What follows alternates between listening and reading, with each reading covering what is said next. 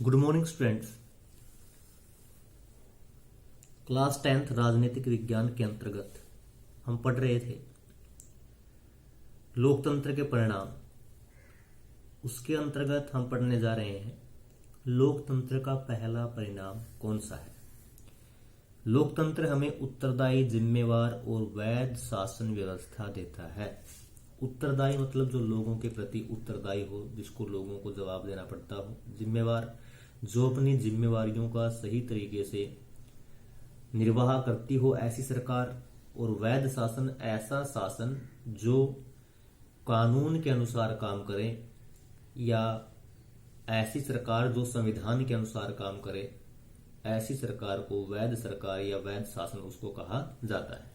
तो लोकतंत्र, लोकतांत्रिक शासन व्यवस्था कैसे एक उत्तरदायी, जिम्मेवार और वैध शासन व्यवस्था को बढ़ावा देती है। कुछ ऐसी चीजें हैं जिन्हें लोकतंत्र को पूरा करना ही चाहिए। लोकतंत्र में सबसे बड़ी चिंता यह होती है कि लोगों का अपना शासक चुनने का अधिकार और शासकों पर नियंत्रण बरकरार रहे। वक्त, जरूरत और यथासंभव इन चीजों के लिए लोगों को निर्णय प्रक्रिया में भागीदारी करने में सक्षम होना चाहिए, ताकि लोगों के प्रति जिम्मेवार सरकार बन सके और सरकार लोगों की जरूरतों और उम्मीदों पर ध्यान दे सके। तो उसके लिए क्या है कि लोगों का अपना शासक चुनने का अधिकार और शासकों पर नियंत्रण है वो बरकरार रहता है, किसमें, एक लोकतांत्रिक शासन व्यवस्था में। और जब भी जरूरत पड़े तो लोग क्या है, देश के अंदर निर्णय प्रक्रिया में भागीदारी कर सके। जो सरकार बनती हो वो लोगों के प्रति जिम्मेवार होनी चाहिए। सरकार लोगों की जरूरतों का ध्यान दे।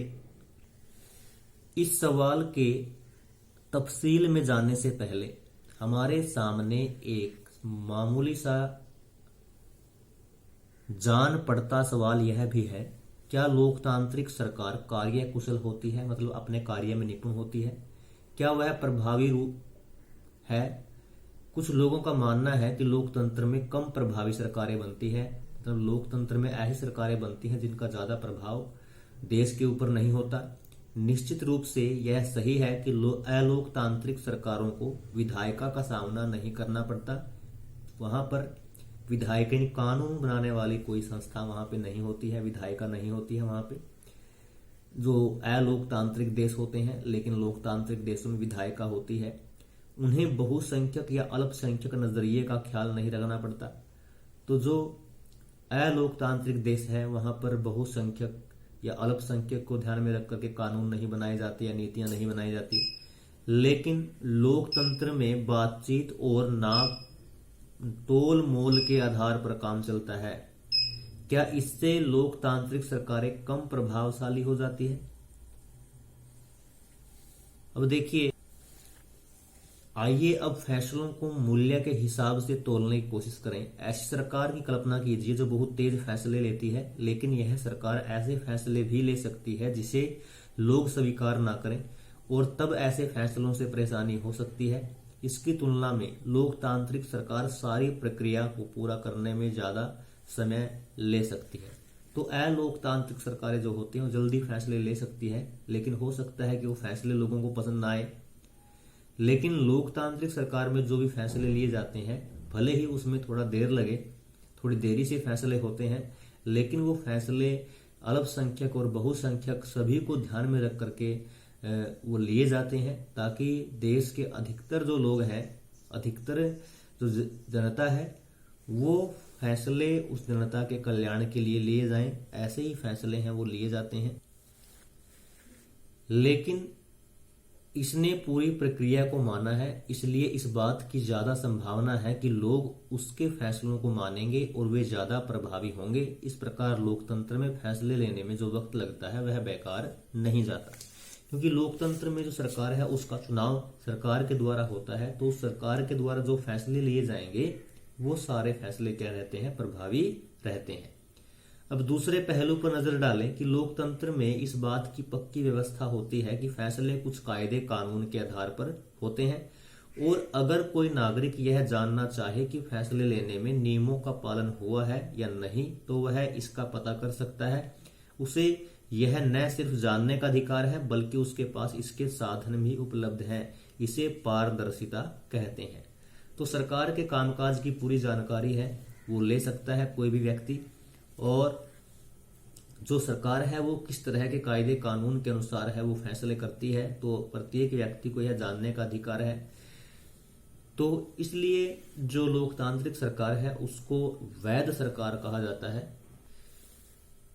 यह चीज अक्सर गैर लोकतांत्रिक सरकारों में नहीं होती, क्यों? इसलिए जब वह लोकतंत्र के परिणामों पर गौर कर रहे हैं तो यह उम्मीद करना उचित है कि लोकतांत्रिक व्यवस्था में ऐसी सरकार का गठन होगा जो कायदे कानून को मानेगी और लोगों के प्रति जवाबदेह होगी। हम यह उम्मीद भी कर सकते हैं कि लोकतांत्रिक सरकार नागरिकों को निर्णय प्रक्रिया में हिस्सेदार बनाने और खुद को उनके प्रति जवाबदेह बनाने वाली कार्यविधि भी विकसित कर सकती है। अगर आप इन नतीजों के आधार पर लोकतांत्रिक व्यवस्था को तोलना चाहते हैं तो आपको इन संस्थाओं और व्यवहारों पर गौर करना होगा। नियमित और निष्पक्ष चुनाव होता है लोकतंत्र के अंदर। प्रमुख नीतियां और नए कानूनों पर खुली सार्वजनिक चर्चा होती है। लोगों को पता होता है सरकार की नीतियों के बारे में, और सरकार तथा इसके कामकाज के बारे में जानकारी पाने का नागरिकों का सूचना का अधिकार लोगों को दिया गया है। RTI, right to information. इन पैमानों पर लोकतांत्रिक शासनों का रिकॉर्ड मिलता जुलता रहा है। नियमित और निष्पक्ष चुनाव कराने और खुली सार्वजनिक चर्चा के लिए उपयुक्त स्थितियां बनाने के मामले में लोकतांत्रिक व्यवस्थाएं ज्यादा सफल हुई है। पर ऐसे चुनाव कराने में जिसमें सबको अवसर मिले अथवा हर फैसले पर सार्वजनिक बहस कराने में के मामले में उनका रिकॉर्ड ज्यादा अच्छा नहीं रहा है। नागरिकों के साथ सूचनाओं को साझा करने के मामले में भी उनका रिकॉर्ड खराब रहा है। पर इनकी तुलना जब हम गैर लोकतांत्रिक शासनों से करें तो इन क्षेत्रों का भी उसका प्रदर्शन है कैसा है, बेहतर है। यानी एक अलोकतांत्रिक या गैर लोकतांत्रिक जो शासन व्यवस्था है उससे फिर भी उसका जो प्रदर्शन है एक लोकतांत्रिक शासन व्यवस्था का वो ज्यादा अच्छा होता है। एक व्यापक धरातल पर लोकतांत्रिक सरकारों से यह उम्मीद करना उचित ही है कि वे लोगों की जरूरतों और मांगों का ध्यान रखने वाली हो और कुल मिलाकर भ्रष्टाचार से मुक्त शासन दे। इन दो मामलों में भी लोकतांत्रिक सरकारों का रिकॉर्ड प्रभावशाली नहीं है। लोकतांत्रिक व्यवस्थाएं अक्सर लोगों को उनकी जरूरतों के लिए तरसाती है और आबादी के एक बड़े हिस्से की मांगों की उपेक्षा करती है या अनदेखी करती है। भ्रष्टाचार के आम किस्से इस बात की गवाही देते हैं कि लोकतांत्रिक व्यवस्था इस बुराई से मुक्त नहीं है। यानी लोकतांत्रिक जो व्यवस्था है उसके अंदर भ्रष्टाचार है वो पाया जाता है, पर इसके साथ इस बात पर भी ध्यान दें कि गैर लोकतांत्रिक सरकारें कम भ्रष्ट हैं या लोगों की जरूरतों के प्रति संवेदनशील है, यानी लोगों की जरूरतों का ध्यान नहीं रखती है। यह कहने का कोई आधार नहीं है। बहरहाल एक मामले में लोकतांत्रिक शासन व्यवस्था निश्चित रूप से अन्य शासन व्यवस्था से बेहतर है। यह वैध शासन व्यवस्था है। यह सुस्त हो सकती है, कम कार्य कुशल हो सकती है, इसमें भ्रष्टाचार हो सकता है, यह लोगों की जरूरतों की कुछ हद तक अनदेखी कर सकती है। लेकिन लोकतांत्रिक शासन व्यवस्था लोगों को अपनी शासन व्यवस्था है, क्योंकि लोगों के द्वारा चुनी गई जो सरकार है उसके द्वारा इसका निर्माण है वो किया गया है।